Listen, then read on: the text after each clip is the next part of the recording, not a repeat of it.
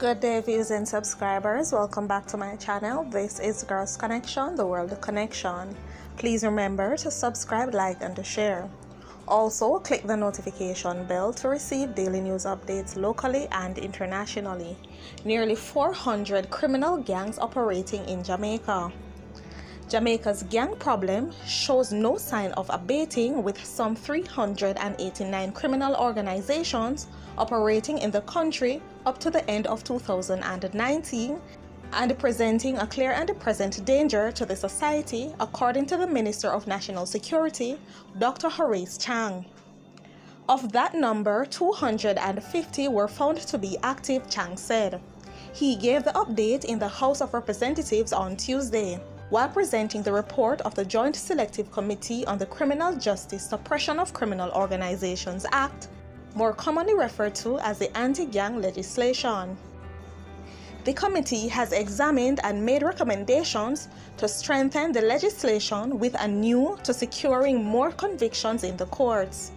To date, only 2 convictions have been secured under the nearly 6-year-old law. Chang told the House that while the government continues to take steps toward the creation of a safe and a secure society, the pervasive presence of the criminal gangs and the networks in our communities, along with their criminal activities, pose a very clear and imminent danger to the quality of life in our communities. He disclosed that an assessment carried out by the National Intelligence Bureau of the Jamaica Constabulary Force shows that as of 2019, there were 389 identifiable gangs operating in the country.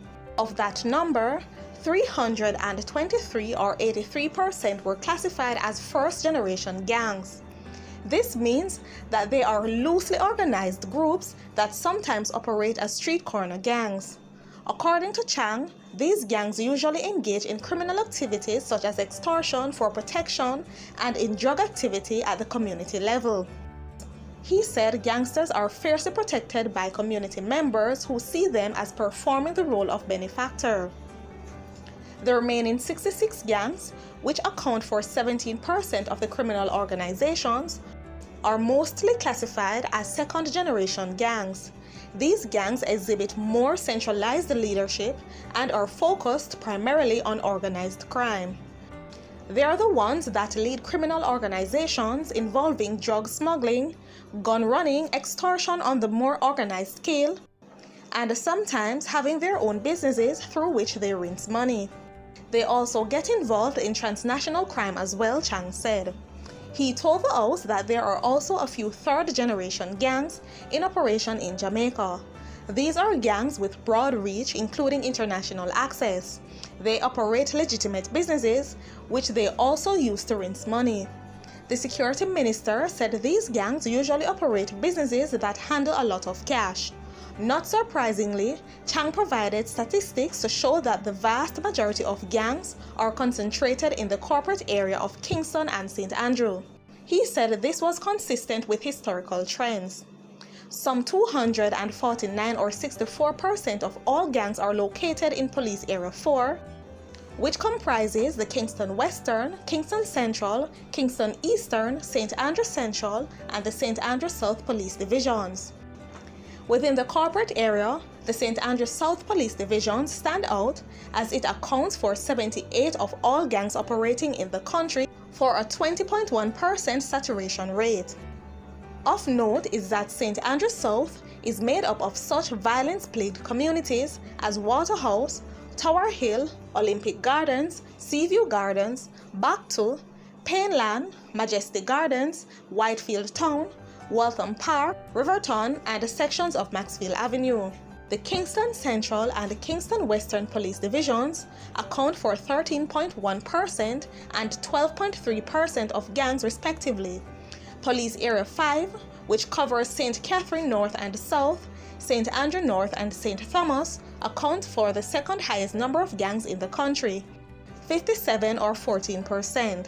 This is followed by Area 1, which has 51 gangs spread across the parishes of St. James, Westmoreland, Hanover, and Trelawney, for a 13.1% stake.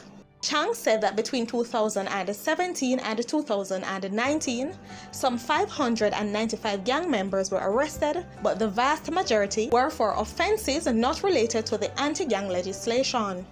Only 2 convictions have taken place under the anti-gang legislation in more than 5 years, and this was a big reason for the amendments in which Chang is basing his hope that more gang members will be brought to justice.